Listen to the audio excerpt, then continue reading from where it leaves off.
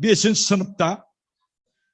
сыныпта Абай жолы эпопеясынан ақын қонақтар деген үзінді бар, Айналайындар ау, сол оқулық жазушылар, бағдарламалы жазушылар Мұхтар Әуезовтің стилін, оның сөйлемдеріндегі подтексті, контексті жоғарғы білімі бар адам әрең түсінеді. 5. сыныптың баласы қалай түсінеді ме Әуезовтің стилін? Мені қарашы еді. Рахмет Жандос аға. Оны айтсам, сіз де жылайсыз, мен де жылайым, жасыратын ештеңесі жоқ. Қысқартайын енді. Мағжан айтқан ғой, Алталаштың басы қосылса, төрде көрін ұстаздікі. Оның ішінде филолог ұстаздарды айтады. Жасыратын ештеңесі жоқ. Сіздердің сондай деңгейде табылуларыңызға тілектеспін.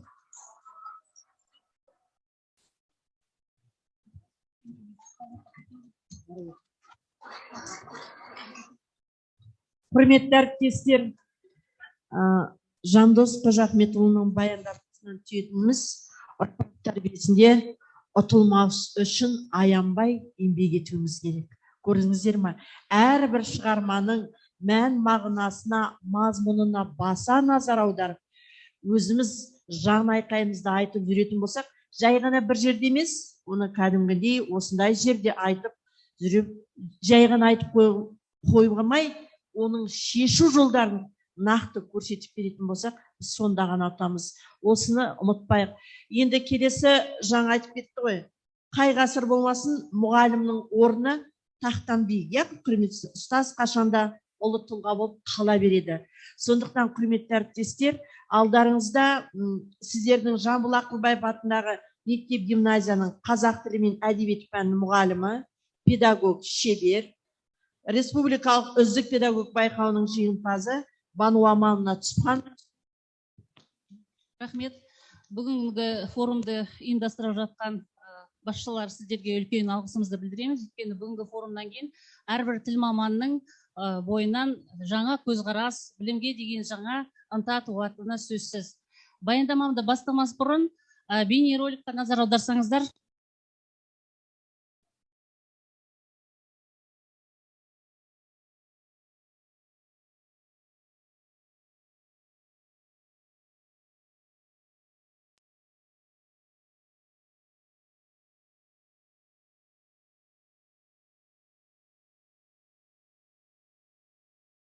Бұл бейнероликті көрсетудегі мақсатымыз жалпы қазақ тілі пәнінің мұғалімдік кәсіби құзыреттілігін дамытуда, сонымен қатар ұстаз күннің сәулесі, шуағы жан жағын жылытады. Ескіден қол үзбей жаңаға қол жеткізу заманауи мұғалімдердің қолынан ғана келеді. Баланың бабын табуда табандылық пен креативтілік қажет. Білім және ғылым министрі мұғалімдерді мерекесімен құттықтап, еліміздің әр өңіріне онлайн байланыс арқылы шыққан. Адамның адамшылығы жақсы ұстаздан деп ұлы Абай айтқандай, ең басты мамандық ол әрине де ұстаз. Өйткені ұстаз барлық мамандарды, барлық мамандықтарды тәрбиелейді, бәріне білім береді.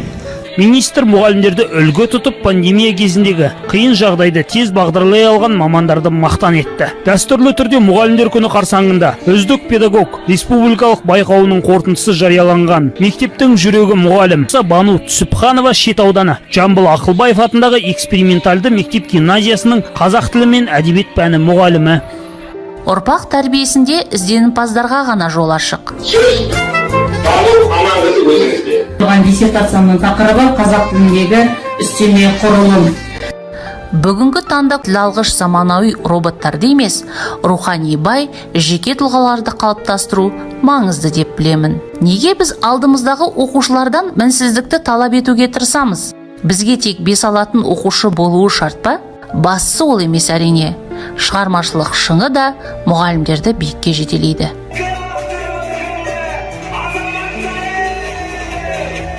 Білім жолында ауыл балалары еш кенжелемеу керек. Не баланы өмірге, не емтиханға дайындауымыз керек. Егер біз оларды емтиханға дайындасақ, бейімсіз, сынаққа тез сынатын болады. Ал өмірге дайындасақ, кемел адам болар анық.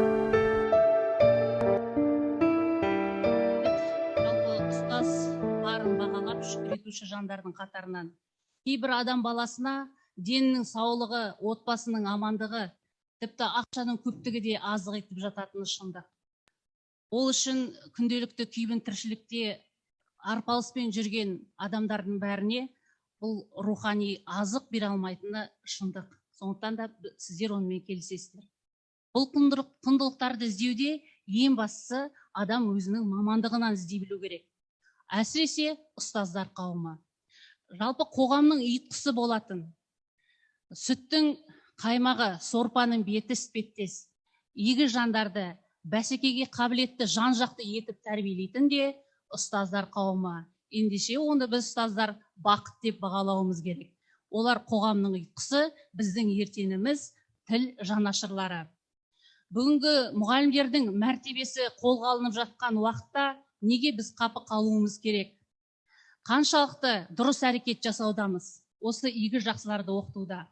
Ендеше жаңартылған білім беру мазмұнына сәйкес әртүрлі инновациялық технологиялардың қолданған кезде айталық беспальканың болсын, дамыта оқыту болсын, Блум таксономиясынан болсын, сын тұрғысынан ойлаудағы белсенді оқыту тәсілдер болсын, тіпті ойын арқылы оқыту болсын, міндетті түрде оқушының қажеттілігіне қарай, сұранысына қарай қолданылмаса, онда ол оқушының үлгерімін әрі қарай дамытады дегенде күмәнім бар.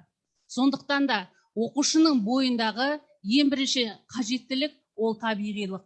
Адам бойындағы табиғилық қасиетінен айырылмас үшін біз педагогтар жұмыс жасауымыз керек.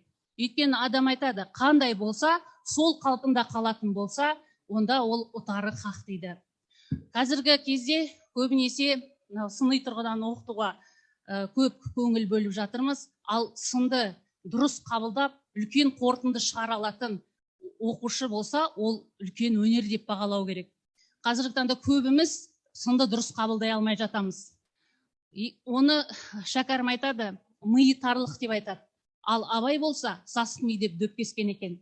Қазіргі жалпы осы Абайды танушы Омар Желел айтады, адамның дейді миына сыймайтын нәрсені қабылдаудан қас болады дейді адам, миы тар адам.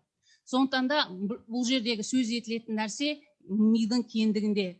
Адам көп оқып, ізденген сайын, біздің миымыздағы 18 миллиард нейрон, жаңа нейрондар түзіледі, сол нейронның арқасында біз миымыздың кеңдігі пайда болады екен. Осы тұста айтқым келетіні, жалпы әрбір оқушыны дамытуда сынды дұрыс беріп, әр сабағымызда әділ кері байланыс беруіміз керек оқушыға. Әділ кері байланыс бере алсақ, сабақтың соңында дұрыс рефлексия жүргізе алсақ, онда біздің оқушыларымыз топтың алдында сөйлеуге тосылмайтын, өз ойын айтуға қиналмайтын, тәуекелге бара алатын болатыны шындық. Жалпы тыраштану мен тырысу дегенде ұғым бар. Біз оны мұғалімдер еш уақытта естен шығармаймыз. Абайдың тілімен айтатын болсам, ол үшін адам өзінің бойындағы игі жақсы қасиеттерді үнемі дамытып отыру керек екен. Ізденістің үстінде ғана, біліктілігін арттырған кезде ғана біз осы шынды бағындыратынымыз сөзсіз. Оқушыларымыздың, осы жерде отырған әрбір ұстаздың оқушыларының жақсы биік шыңнан көріну үшін олар еңбектеніп түрлі ғылыми жобаларда, олимпиадаларда көп шыңдарды бағындырады. Бұл жерде де ұстаздың еңбегінің зор екендігін көре аламыз. Енді бір сөзбен айтқанда, Майқы би айтады, жапырлаған жұлдыздан гөрі дейді, жартыкеш болса да ай артық дейді. Одан тіпті айдан гөрі тіпті күн артық деп те айтады. Ал біздің данышпан Абайымыз барлық 18.000 ғаламның тіршілігі күн дейді. Өйткені күн арқылы адам энергия алады, күн арқылы жылайды, күн арқылы тіршілік алады. Ендеше мен бүгінгі ұстаздарды сол күнге теңер едім. Өйткені күн білім береді, нәр береді, оқушылары биік шыңдарды бағындырады. Сөзімді қорытындылай келе айтатыным, жаңа ұстаздарымыздан, оқытқан мұғалімдарымыздан сөз қалған жоқ.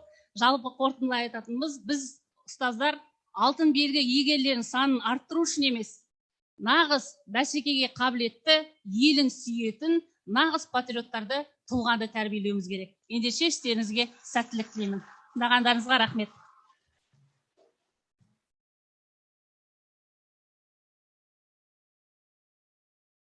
Рахмет, Бану Аманна. Алдағы уақытта, құрметті әріптестер, Бану Аманова өзінің озық іс тәжірибесімен бөліседі, белсенді түрде қатысып, қандай әдіс тәсілдер қолданып, қандай жұмыстары авторлық бағдарламасы республикалық деңгейде Ыбырай Алтынсарин атындағы ұлттық білім академиясында бекітілген болатын. Сондықтан осындай үздік педагогтеріміздің озық іс тәжірибесі таратылып жатыр, таратылуда да алдағы уақытта таратылады.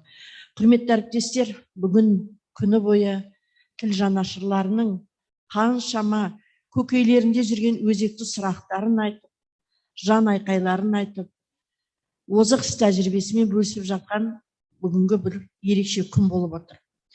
Құрметті әріптестер, түске дейін 4 секциялық отырыс бізде жұмыс жасады. Осы отырыста қазақ тілі мен әдебиет пәні мұғалімдерінің кәсіби құзыреттілігі, қазіргі таңдағы жалпы пәнді оқытудағы өзекті мәселелер, мұғалімдердің кәсіби шеберлігін, біліктілігін арттыру, озық тәжірибелерін тарату, әсіресе мұғалімдерді аттестациялау, жас мамандарға тәлімгерлердің арасындағы ынтымақтастық, бірлескен жұмыстың